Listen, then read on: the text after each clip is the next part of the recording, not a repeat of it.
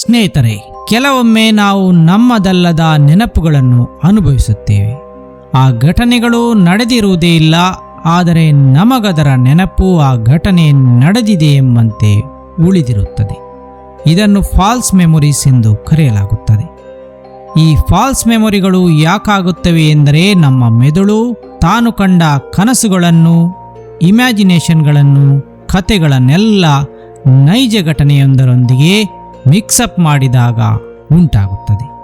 ಆ ಒಂದು ಘಟನೆ ನಡೆದಿರುವುದೇ ಇಲ್ಲ, ಆದರೆ ಎಲ್ಲವನ್ನು ಒಂದಕ್ಕೊಂದು ಸಮ್ಮಿಶ್ರ ಮಾಡಿ ಮೆದುಳು ಆ ಘಟನೆ ನಡೆದಿದೆ ಎಂಬಂತೆ ನಮಗೆ ತೋರಿಸುತ್ತದೆ.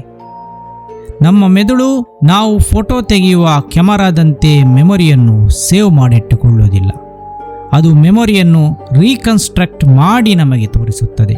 ಅಂದರೆ ಚಿಕ್ಕ ಚಿಕ್ಕ ಫ್ರಾಗ್ಮೆಂಟ್ಗಳಾಗಿದ್ದ ನಮ್ಮ ಘಟನೆಯ ವಿಷಯಗಳನ್ನು ಅದು ಮತ್ತೊಮ್ಮೆ ಒಟ್ಟುಗೂಡಿಸಿ ನಮಗೆ ಕಟ್ಟಿಕೊಡುತ್ತದೆ.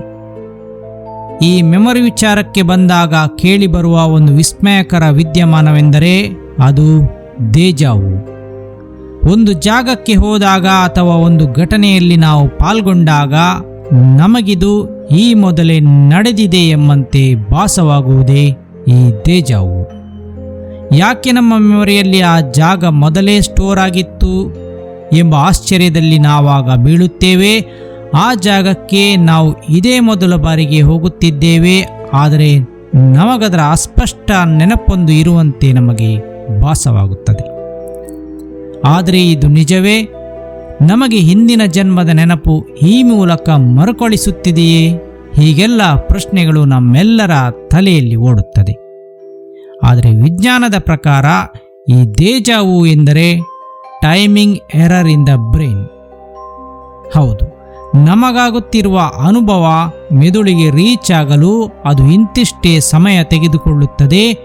ಆ ಸಮಯಕ್ಕಿಂತ ವೇಗವಾಗಿ ಆ ಮಾಹಿತಿ ಮೆದುಳಿನ ಮೆಮೊರಿ ಸೆಂಟರ್ಗೆ ತಲುಪಿದರೆ ಆಗ ನಮಗೆ ದೇಜಾವುನ ಅನುಭವವಾಗುತ್ತದೆ. ಅಂದರೆ ಆ ಅನುಭವ ಮೊದಲೊಮ್ಮೆ ನಮಗೆ ಆಗಿತ್ತು ಎಂಬಂತೆ ಮೆದುಳು ತೋರಿಸುತ್ತದೆ. ನಾವಂದುಕೊಂಡಂತೆ ಅದು ಹಿಂದಿನ ಜನ್ಮದ ನೆನಪಲ್ಲ, ಅದು ನ್ಯೂರಲ್ ಮಿಸ್ಫೈರ್ನಿಂದ ಆದ ಒಂದು ಪ್ರಮಾದ. ಇನ್ನು ಕೆಲವು ಜನರು ತಾವು ಯಾವತ್ತೂ ತೆರಳದ ಒಂದು ಪ್ರದೇಶವನ್ನು ವರ್ಣಿಸುತ್ತಾರೆ. ಈ ರೀತಿಯ ಒಂದು ಜಾಗಕ್ಕೆ ನಾನು ಹೋಗಿದ್ದೇನೆ ಎನ್ನುವಂತಿದೆ ಎಂಬ ಮಾತನ್ನು ಆಗಾಗ ಹೇಳುತ್ತಿರುತ್ತಾರೆ.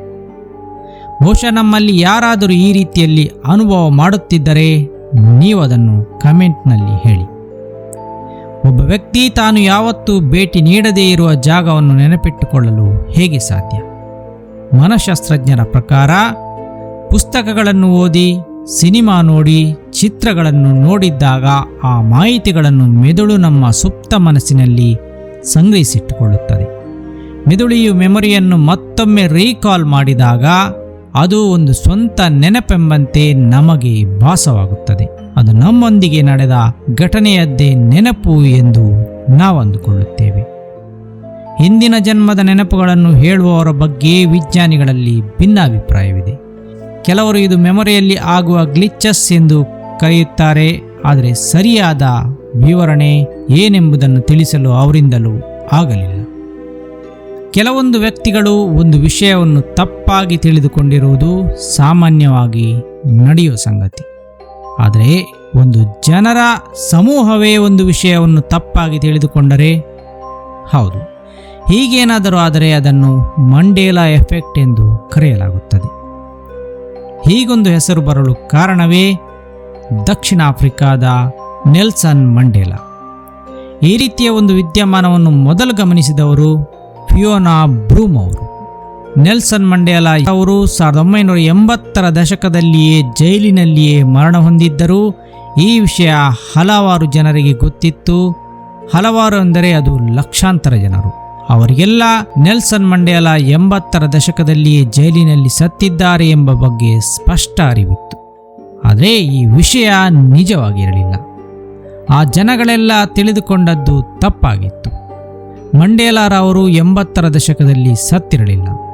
ಅವರು 1990ರಲ್ಲಿ ಜೈಲಿನಿಂದ ಬಿಡುಗಡೆಯಾಗುತ್ತಾರೆ ಮತ್ತು ಅವರು ಜೀವಂತವಾಗಿಯೇ ಇದ್ದರು. ಮುಂದೆ ಅವರು 2013ರಲ್ಲಿ ತೀರಿಕೊಳ್ಳುತ್ತಾರೆ. ಜನರ ಮನಸ್ಸಿನಲ್ಲಿ ಇವರು ಅದಾಗಲೇ ಸತ್ತಿದ್ದರು. ಅವರಿಗೆಂದರೆ ಜನರು ಅವರ ಉತ್ತರ ಕ್ರಿಯೆಯನ್ನು ಟಿವಿಯಲ್ಲಿ ನೋಡಿದ್ದಾಗಿಯೂ ಹೇಳಿಕೊಳ್ಳುತ್ತಾರೆ.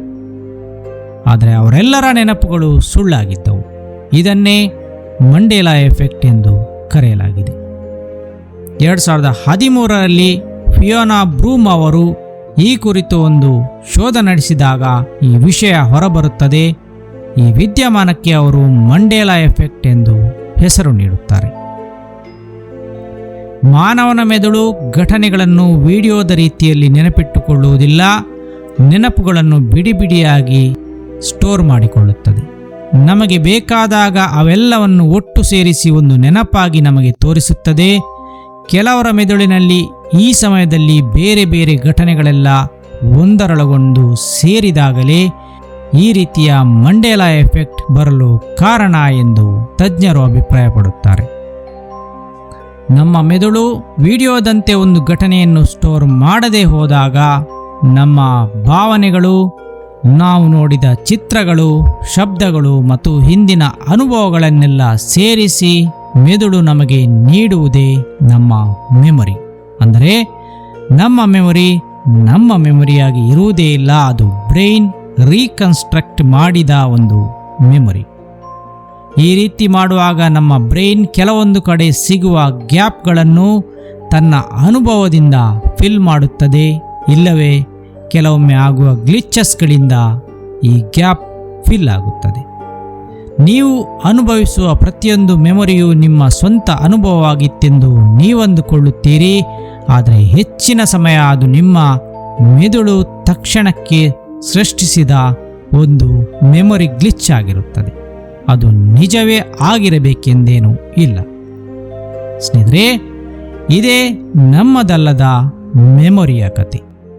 ವಿಡಿಯೋ ಕೊನೆಯಾಯಿತು. ಮುಂದಿನ ವಿಡಿಯೋದಲ್ಲಿ ಮತ್ತೆ ಸಿಗೋಣ. ವೀಕ್ಷಣೆಗಾಗಿ ಧನ್ಯವಾದಗಳು.